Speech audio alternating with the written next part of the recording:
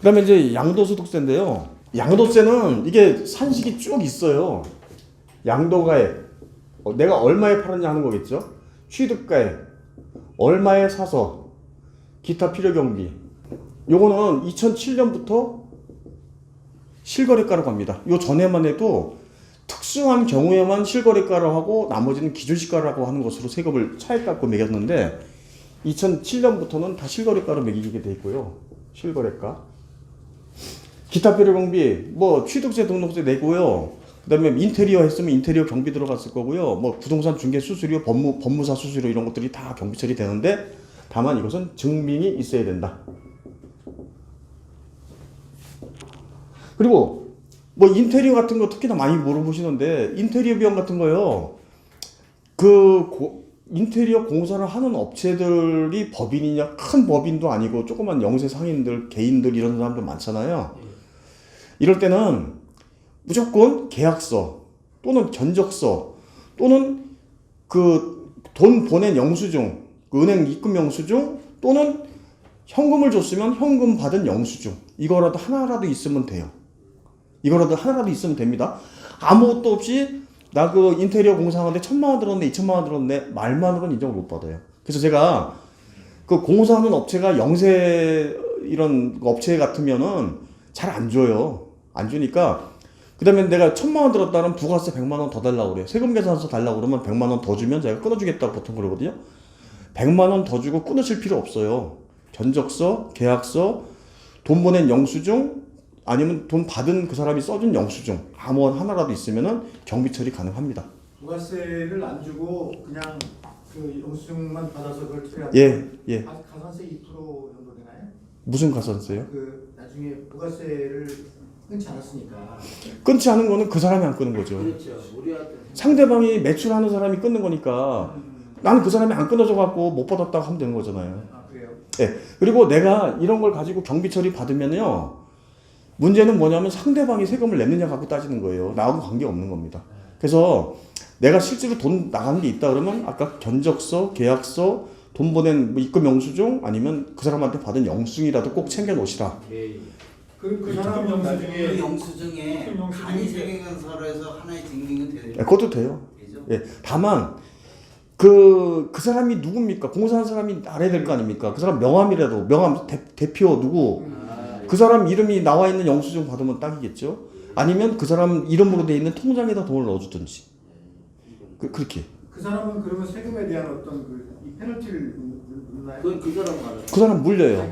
물리는데 네, 얼마 정도? 부가세 당연히 10%안 냈으니까 자기가 받은 1,000만 원 받았으면 1,000만 원 속에 부가세 포함된 거로 봐가지고 909만 얼마에 90만 얼마니까 90원 얼마 내겠죠. 거기다가 가산세 붙이고 내겠죠. 근데 세무서에서 금액이 크지 않으면 그렇게까지 거기까지는 안 가요. 예. 금액이 얼마 정도예요? 그거는 모릅니다. 세무서별로 틀려요. 제가 왜 그런 말씀 드리냐면 같은 1,000만 원 세금이라도 강남 세무서하고 저기 어디 세무서인지 몰라다 있던 저 지방 세무서랑 틀리단 말이에요. 여기서는 그 1,000만 원 킥하지만 저 지방에서는 1,000만 원씩이나 해갖고 매길 수 있다는 얘기입니다. 견적서를 받았는데 사업자가 망했으면요? 망했어도 관계없어요. 내가 그때 받을 당시에 공사를 제대로 했고 받은 거 맞다 그러면 그것만 입증되면 돼요. 그 사람들이 세무서에서 상대방한테 못 매길 뿐이지 나는 경비 처리 인정된다 이겁니다. 그다음에 장기보유 특별공제라는 게 있어요. 장기보유 특별공제는 3년 이상 보유한 부동산, 토지 건물, 그다음에 조합원 입주권, 재건축 재개발 조합원 입주권을 대해서 장기 보유를 유도하기 위해서 공제해 주는 건데요. 크게 두 가지로 나뉘어요. 그 양도한 주택이 1세대 1주택에 해당되는 경우와 양도한 주택이 1세대 1주택이 아닌 경우에, 즉 상가나 이런 것도 다 여기 두 번째 거에 들어가는 겁니다. 1세대 1주택일 때 1세대 1주택이 아닌 경우, 모든 경우 다. 그러면 양도 차익은 1번, 내가 2번, 3번 이렇게 빼는데 얼마에 취득해서 얼마 경비 들여서 얼마에 팔았을 때 그래서 얼마가 남았느냐, 양도 차익. 이거를 매기는 거고요. 5번에 가서 장기보유 특별공제라는 게 나오는데 이게 양도세를 구하는 쭉 산식이에요. 요거는 장기보유 특별공제, 요거는 4번 요 양도 차익의 몇 %냐, 요걸 공제해 주는 겁니다. 오래 보유할수록 공제를 많이 해줘야 되는데, 그러면 장기 보유 특별 공제가 두 개로 나뉜다고 했습니다. 첫 번째 표 1세대 1주택일 때. 그러면 우리가 1세대 1주택일 땐 양도세가 비과세잖아요. 안 나와요. 안 나오는데 무슨 양도 차익이 없는데 무슨 장기 보유 특별 공제를 왜 만들어 놨느냐? 그것은 1세대 1주택자가 유일하게 세금 내는 경우가 1세대 1고가주택을 팔았을 때는 나옵니다. 고가주택. 즉, 이 경우는 뭐냐? 1세대 1고가주택. 양도시에 적용되는 장기보유 특별공제율이라고 보시면 되는 거예요.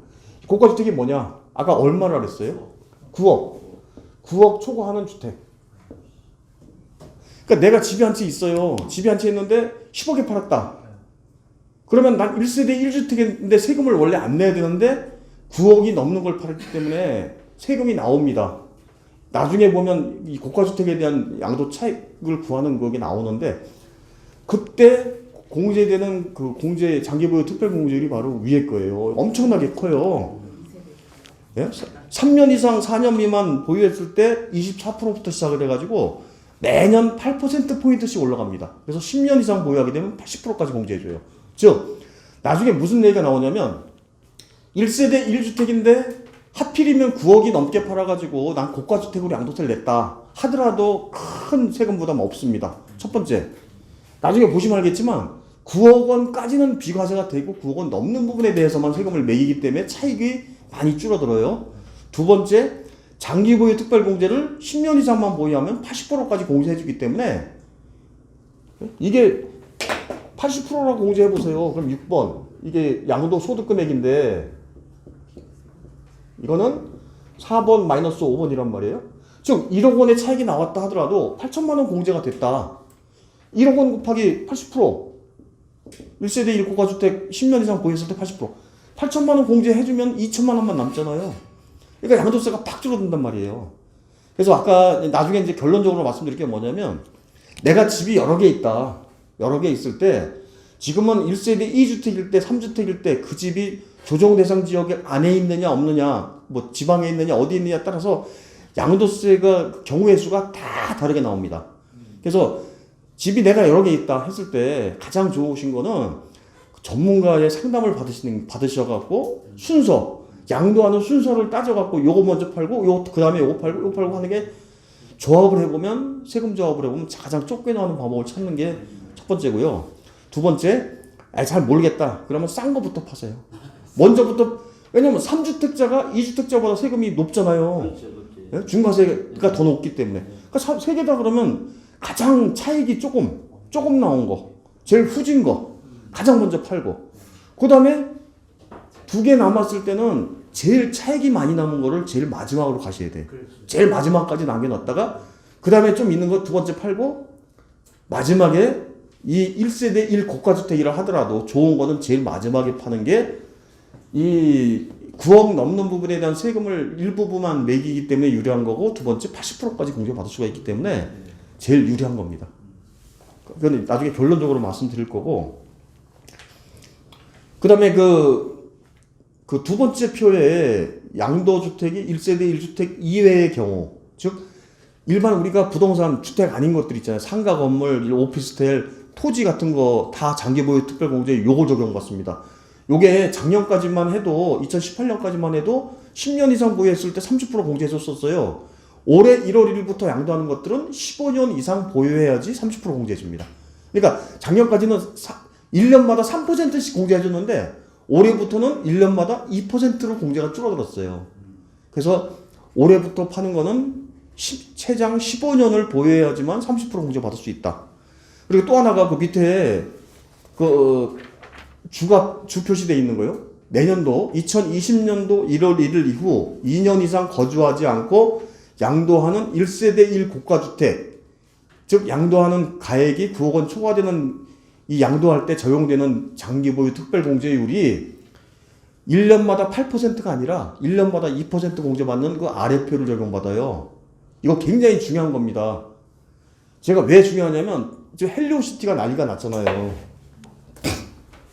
헬리오시티 2020년 1월 1일부터 이 아시겠지만 헬리오시티 저 가락동에 있는 헬리오시티가 그 옛날에 저 가락 시형 아파트가 재건축이 돼서 온 건데요. 옛날에 1,800만 원에 산 사람들 제가 말씀드렸잖아요. 그 산 사람들이 여기서 2년 이상 거주를 했으면 돼요. 2년 이상 거주라고 하는 것은 옛날 가락 시형 있었을 때도 2년 거주했으면 됩니다. 주택을 할 때 있었을 때 공사 기간 동안에는 거주를 못 했겠지만 종전에 집에서 2년 거주했든지 아니면 재건축 된 다음에 이때부터 2년을 거주했든지 관계없이 2년 이상 거주하면 1년마다 최고 10년 이상 80%까지 공제받을 수 있다. 10년 이상 보유했을 때. 근데 이게 세법을 이렇게 바꿔놓은 거예요. 내년도 1월 1일 이후부터는 고가주택을 양도할 때 2년 이상 거주하지 않고 파는 사람들은 이거를 2% 공제만 해주겠다. 그러니까 15년 이상 보유해서 30% 공제받게끔 해주겠다. 그러면 10년만 보유해도 80% 공제받는 거를 내년부터는 15년 보유해봤자 30%밖에 공제가 안 된다 그러면 양도세가 몇 배 늘어나죠? 3배 늘어나요. 3배. 거기가 4천만 원 나온 사람들이 1억 7천, 1억 5천까지 막 내고 막 그런단 말이에요.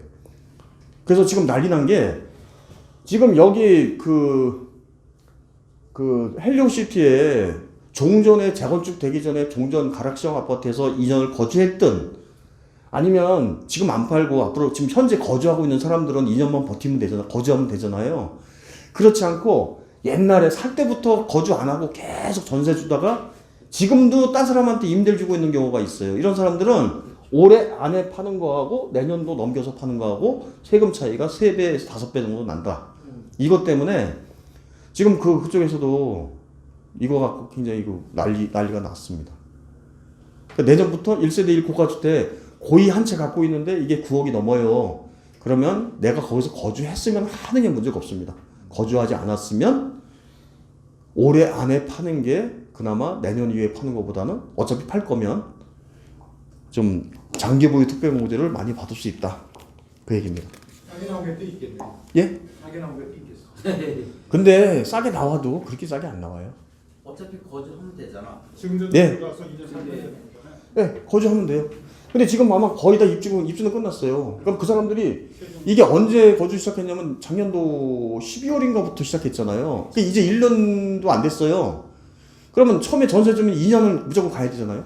그럼 천상 내년도 1년간 2020년까지는 전세 주고 자기가 이때 들어가서 살더라도 2021년, 22년은 돼야지 팔 수 있다는 거죠. 그러니까 지금 당장 이걸 팔아가지고 뭐 하려고 하는 사람들은 팔려면 빨리 올해 안에 좀 얼마라도 좀 싸게라도 팔아야 된다는 얘기입니다. 그 다음에 요 7번에 기본공제 250만 원. 요거는 1년에 한 번 250만 원 팔 때 공제해 주는 거예요. 여러 번 팔면 한 번만 250만 원 공제해 주는 겁니다. 그 다음에 그 공제를 빼고 나면 과세표준인데 과세표준에다가 세율을 곱하면 세금이 나오는 겁니다. 양도소득세율 1년 미만 하면 단기 투기 매매로 보기 때문에 50% 매겨요. 특히 경매 하시는 분들 조심하셔야 될 게 경매는 내가 들어가서 포인트 잡고 빨리 싸게 사가지고 빨리 회수하려고 하시잖아요. 근데 그게 일반 주택은 괜찮아요. 주택은 1년 넘기면 보시면 주택은 1년 안에 팔 때 40%, 1년 안에 팔 때 40%, 1년 넘기면은 그때부터는 일반 세율, 기본 세율이라고 하죠. 기본 세율이 6%부터 42%까지 갑니다. 그냥 이거 적용받아요. 근데 이제 상가나 이런 오피스텔 같은 거 경매 받으시면은 적어도 2년 이상은 보유하셔야 되는 거예요. 1년 이내 팔면 차익 남은 거에 50% 매겨버리고 1년에서 2년 사이는 40% 매겨버립니다. 그 주택은 1년 안에는 40%, 1년 넘기면 6에서 42% 기본 세율. 그 다음에 이제 그 조정 대상 지역이라고 그 밑에 표가 나오죠. 아래 지역에 소재한 주택. 서울특별시는 25개 구 전체 다 합니다. 부산광역시 일정이 있고요. 경기도 지역이 있고요. 기타 지역이 있고. 이걸 조정 대상 지역이라고 하는데 그 2018년 4월 1일 이후에 이 다주택자가 조정 대상 지역 안에 있는 주택을 양도할 때는 바로 그 3주택 이상일 때 기본세율 플러스 20%를 더 얹고요. 장기 보유 특별공제 배제시킵니다. 2주택자일 때는 기본세율 10%더 얹고요. 거기다 장기 보유 특별공제를 배제합니다. 즉 이런 말씀이에요.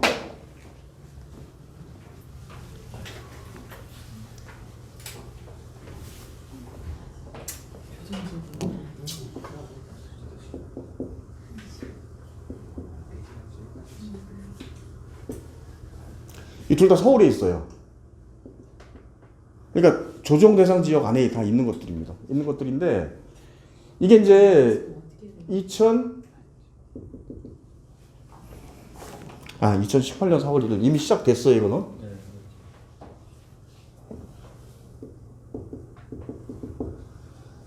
그 2018년 4월 1일 이후에 팔 때니까 지금 해당되는 거예요. 그렇지. 서울에 집이 두 채 있다. 앞으로 두 개 중에 먼저 파는 집 이걸 먼저 팔았다? 양도했다? 그러면 요거 기본세율에 10%포인트 업하고 장기 보유 특별공제 장기 보유 없습니다. 세금 많이 나오겠죠? 그리고 3주택이면 요거 20%더 얹고 그러니까 이 말이에요. 얹는다는 게 뭐냐면 우리 기본세율이 6%부터 42%잖아요. 16에서 52가 된다는 얘기고요. 3주택 이상은 26에서 62가 된다는 얘기입니다. 거기다 주민세까지. 예, 이거는 양도세만이에요. 지방소득세 10%더 얹어야 돼요. 그러면 최고 68.2%가 되죠. 70%까지 되는 68.2%를 매긴다. 3주택 이상일 때. 이러니까 내가 서울에 세 채가 있다. 지금 팔아야 된다 그러면 세 개 중에 가장 먼저 파는 집은 68.1을 맞아야 된다는 얘기예요. 차익에. 그러니까 차익이 가장 조금 나온 집을 파시든지 아니면 세 개 중에 하나가 조정 대상 지역 바깥에 있는 거다. 그러면 그걸 팔든지. 일단은 5채면 5채, 4채, 3채 팔아가지고 줄어서 올 때 그래도 부담이 없는 것부터 먼저 팔고 내려오셔가지고 제일 마지막에는 가장 똘똘한 놈 하나 가지고 1세대 1주택 요건을 채우셔야 된다는 그 얘기입니다. 그래서 68.2를 가장 먼저 맞는다. 두 번째 거는 요게 57.2%를 맞는다. 마지막에는 1세대 1주택이니까. 예. 같은 애 다 파도 됩니까? 같은 애 파시는 건 아니에요. 안 되죠. 같은 애 다 팔면 안 돼. 그것도 말씀드려야 되는데, 횟수를 넘겨요? 예, 횟수 넘겨야 됩니다. 이게 이제 우리나라 소득세법, 양도소득세도 마찬가지인 게요. 1월 1일부터 12월 31일을 일과세기간이라고 합니다. 즉, 내가 1월 1일부터 12월 말까지 집을 부동산 하나 팔았다. 양도했다. 그럼 요거에 대한 세금만 내잖아요. 근데 올해 하반기에 가서 또 팔았다. 양도 2. 그러면 요거 두 개를 같은 과세기간에 양도된 거기 때문에 합산을 시킵니다. 두 개 합산시켜요. 차익을.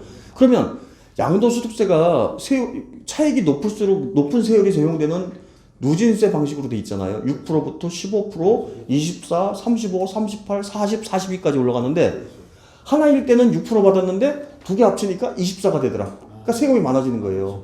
그래서 양도 차익이 생기는 두 개 이상 부동산을 결코 한 년도에 몰아팔지 말라라고 것도 하나의 방법이에요. 절세 방법이에요. 피해라. 어떻게 피하느냐? 하나는 12월 말에 팔고 하나는 내년도 1월 1일에 팔아도 돼요. 왜? 과세기간은 연도로 나누니까 2019년도 12월 말에 잔금 받고 파는 거는 2019년도로 끝나는 거고 2020년 1월 1일 날 잔금 받는 거는 그 다음 연도로 들어가니까 합산하지 않습니다. 계약하는 날짜 관계없어요. 양도 일자를 조정하시면 돼요. 양도 일자가 뭐냐? 잔금 받는 날하고 등기부상 소유권을 넘겨주는 날하고 두 개 중에 빠른 날을 봐요. 빠른 날을 봅니다. 그래서 잔금 주고받는 날을 보통 양도 일자로 보시면 되고 근데 내가 상반기에 집을 팔아갖고 차익이 나와서 세금을 냈다. 근데 하반기에 와서 이놈의 지긋지긋한 마이너스 난 오피스텔을 팔았다. 아시겠지만 오피스텔은 수익성 부동산이죠. 예? 캐피탈 게인보다는 수익성 부동산이에요. 임대료 쭉 받아먹고 나중에 내가 분양 가격 그대로만 팔아도 나는 손해 안 본다라고 하는 그렇게 투자하는 것이기 때문에 보통 캐피탈 게인 감가상각하고 나면 마이너스 나는 경우가 있어요. 그렇지. 이럴 때는 같은 연도에 몰아 팔아줘야 됩니다.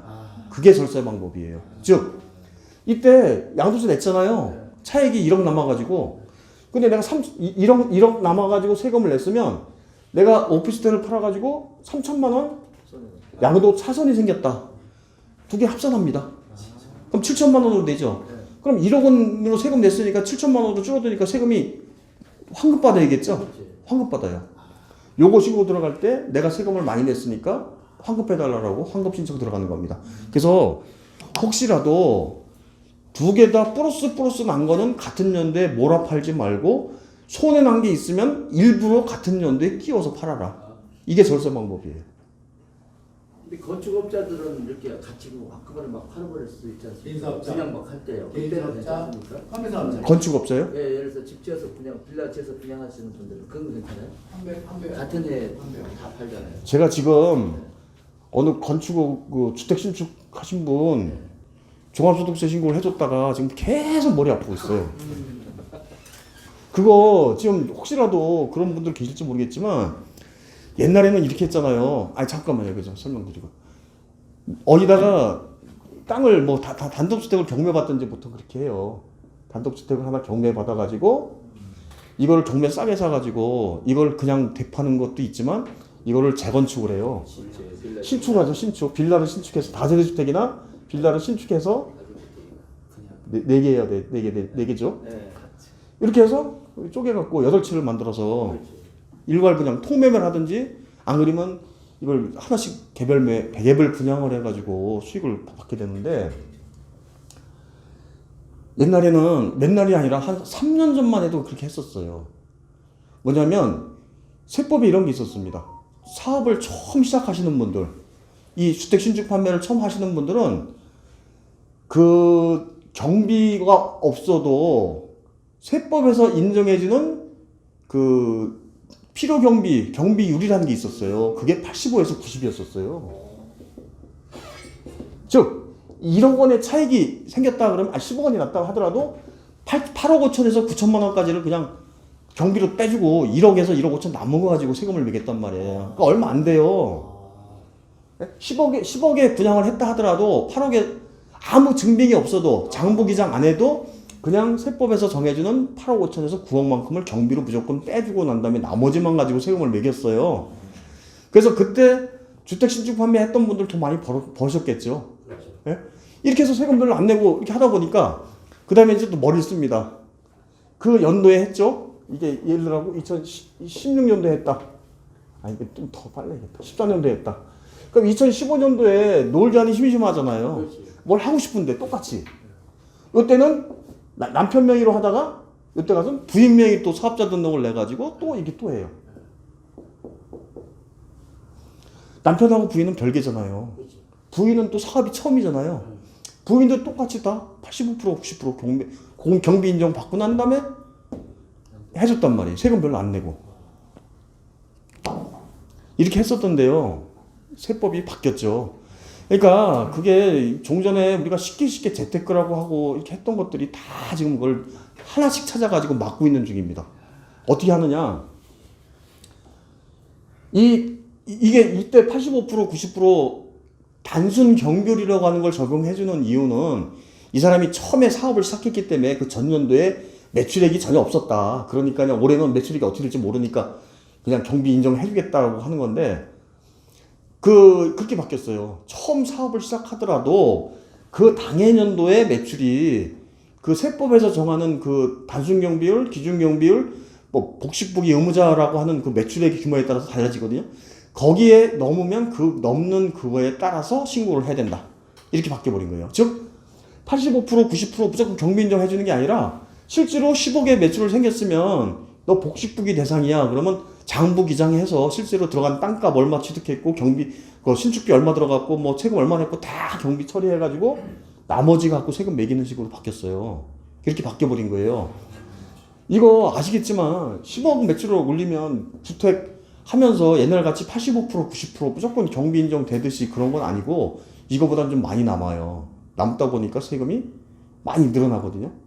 이러니까 이게 안 된다는 거예요. 그래서 이거 함부로 이렇게 하다가는 많이 머리가 아픕니다. 그러니까 이거는 세금으로 다 날리겠네. 그러니까 요거는 그래도 남겠죠. 깨끗이만 하면 뭐 실제로 자기가 물건 팔면서 손해보고 판다는 사람 없잖아요. 이거 하면서 누가 내가 10억 매출력 올리던데 뭐 11억 12억 들어가면서 짓는 사람 누가 있겠어요.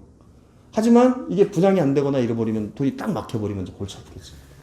아까 설명 중에 예. 그 조정적의 10%그 구간은 그 매도 시점 기준이죠.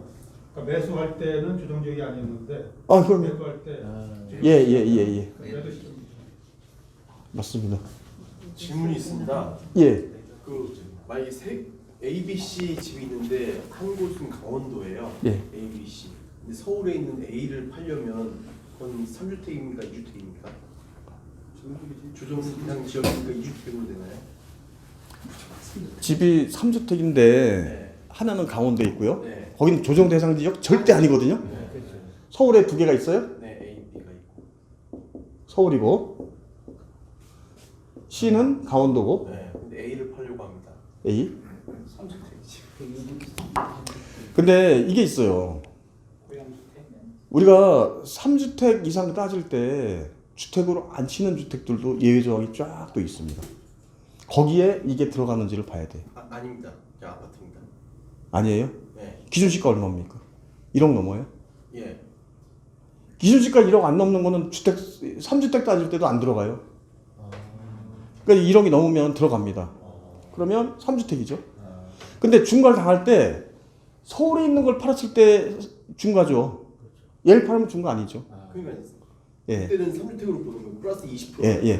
그러니까 1세대 3주택, 1세대 2주택 따질 때 주택으로 안 보는 그 주택에 해당되지 않으면 들어가는 겁니다. 예. 그러니까 일단 이거 먼저 파는 게 순서죠. 근데 죄송하지만 항상 제가 이제 이럴 때는 이거 팔지 마시고 이거 먼저 파세요. 그러면 이거 먼저 팔면 2주택자가 되니까 10%포인트만큼 세금이 줄어듭니다라고 얘기해도 꼭 이걸 못 파세요. 그게 사정이 그렇더라고요. 꼭 이걸 먼저 파세요. 그러면 이거 절대 못 팝니다. 안 팔리는 것도 있고 나는 죽어도 요거는 갖고 싶다 이거. 요거 먼저 팔고 요걸 갖고 싶다는 이런 분들이 의외로 많아가지고 좀 그게 좀 안 되더라고요. 자료.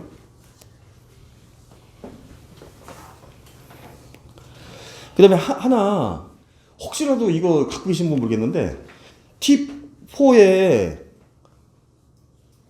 저기 참 비서함령 토지 말씀드릴게요. 비서함령 토지는 기본세율의 10%를 더 얹어요. 아까 같이 비서함령 토지는.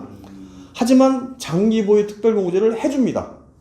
비서함령 토지는 아까 1세대 2주택 3주택하고 틀린 게 장기보유 특별공제를 공제를 해줍니다. 장기 보유요? 아까 저기 밑에 있는 표 15년 이상 보유했을 때 30% 공제해주는 그거 밑에 표를 적용해주죠.